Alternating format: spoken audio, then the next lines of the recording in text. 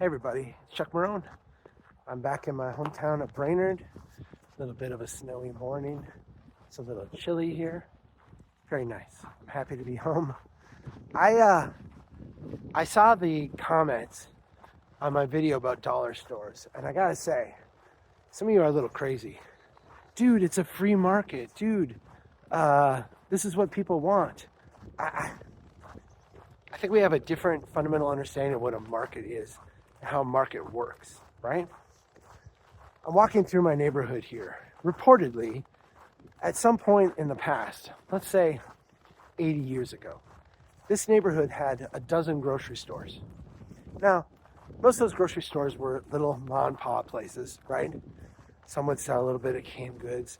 I'm including in there places that would be like a butcher, right? Like a bakery, those kind of things, the kind of things that served a neighborhood.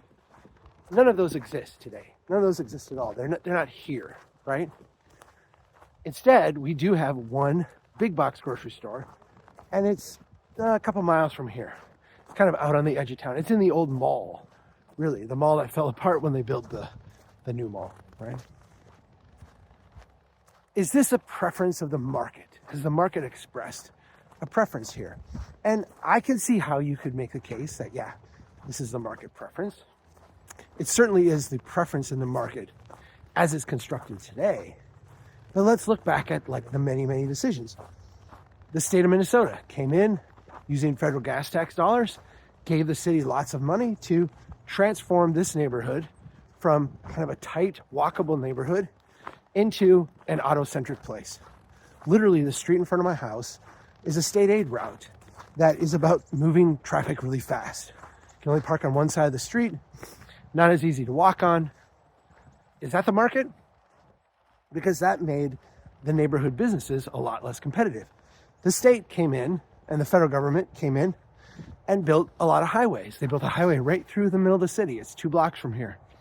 That cut off this neighborhood from that neighborhood.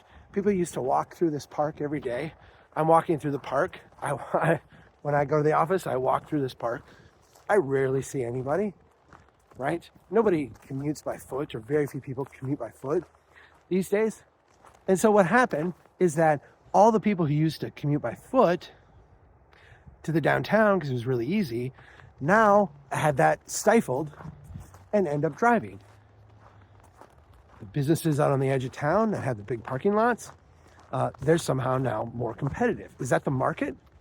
Because those feel a lot like government policy decisions to me. My city requires, as does the neighboring city and all the cities around here, excessive amounts of parking for commercial business. You're going to open a corner grocery store in this neighborhood. If you were going to keep your grocery store open and expand it a little bit, you would have been required to put in a big parking lot. Well, the big box store out at the old mall, and the old mall itself, got all kinds of access to tons and tons of capital that these local people couldn't get. And they built huge parking lots that met the ordinance. By the way, those places also tended to favor these local ordinances because the local competitors couldn't compete with that. They couldn't meet those standards. So is that a market decision? When we get to zoning, I mean, the idea that the zoning in this neighborhood wouldn't even allow commercial. So all of those places that used to exist would be illegal by today's codes, could not exist. And if somehow they went out of business for a few months or something happened where they were closed their doors, they were not legally allowed to reopen. Is that a market? You see what I'm saying here? We can look at dollar stores and we can say, well, I shop at dollar stores. Therefore, dollar stores represent a market preference. And voila, free market. That's really intellectually very lazy thinking, right? Today, we do have a market. Is a market of large players. Large big box grocery stores compete with other large big box grocery stores. What happens is that in the places where it doesn't make sense for them economically to serve, you get the invasive species, right? You get the dollar store. That's the point. That's the point. The market used to be very different. The market was very localized, it was very bottom up, and it served a neighborhood in a very fine-grained way.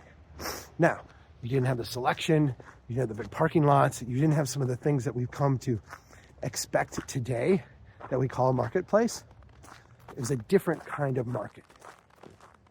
When we look at something like a dollar store, you are, in a sense, I mean, you can argue you're looking at a market working, but when you look at an invasive species in a habitat, you're looking at a market working too, right? It's something that is able to exploit that particular environment. It's not evolved for them. It's not set up for them. There's no natural predators in that marketplace. This is exactly what's going on with the dollar store phenomenon. And so all of you who, oh, Chuck, you're anti-free market. My goodness, you would go look at some of the other places where they call me a free market fundamentalist by saying we should have markets that create outcomes, right? Markets where there's competition, where people go out of business if they don't provide the services that people are looking for. I'm a very, very market-oriented kind of person. But let's be clear what we're talking about here.